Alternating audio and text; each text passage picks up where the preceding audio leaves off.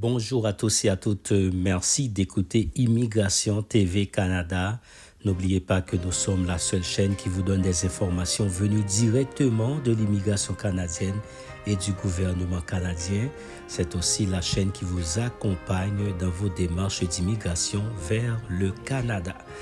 Donc, il y a environ un mois et quelques jours depuis que le gouvernement du Québec a adopté une décision de réduire les différents centres de francisation, ce qui a causé la panique non seulement au niveau des personnes qui veulent apprendre, mais aussi aux professeurs donc, qui perdent leur emploi. Mais c'est surtout au niveau des personnes qui veulent faire leur intégration, je dirais, au niveau du Québec, parce que ici au Québec, il faut pouvoir parler français pour pouvoir effectivement s'intégrer. Des fois, même si vous venez d'un pays francophone, leur langage est un peu différent de nous autres. Nous avons besoin d'apprendre en quelque sorte quelques mots, quelques vocabulaires propres à leur langue.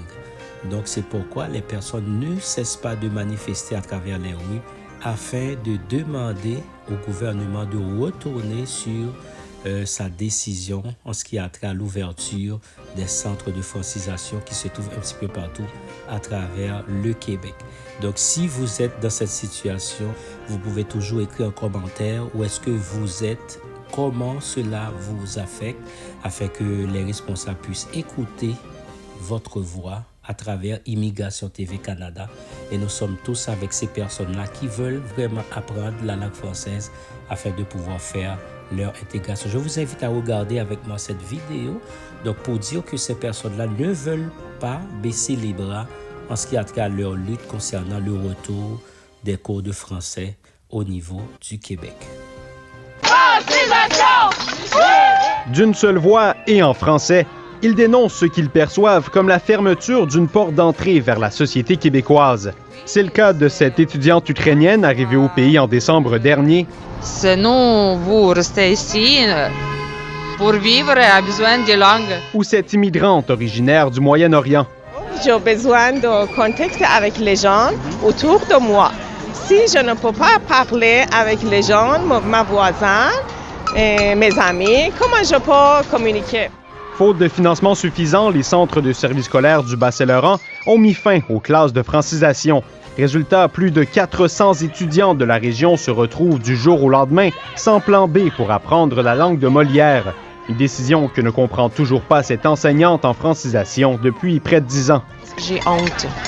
J'ai honte de la façon dont mon gouvernement traite ces gens qu'on a invités chez nous et qu'on les repousse de la main comme ça. J'ai honte. On voulait savoir s'ils ont pu trouver d'autres solutions pour nous, pour laisser la francisation pour continuer, parce que c'est plus important. Moi, ce que je travaille, c'est comment on peut faire pour s'assurer que la francisation soit bien donnée avec l'intégration aussi des immigrants.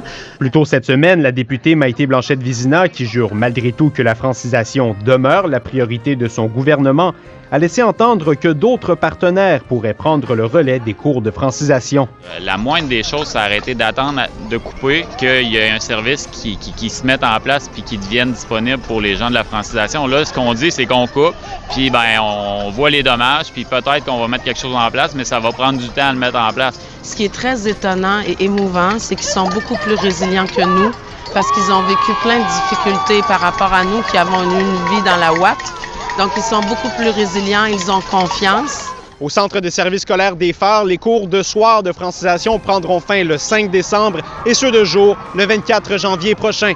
Ici Édouard Baudouin, Radio-Canada, Rimouski.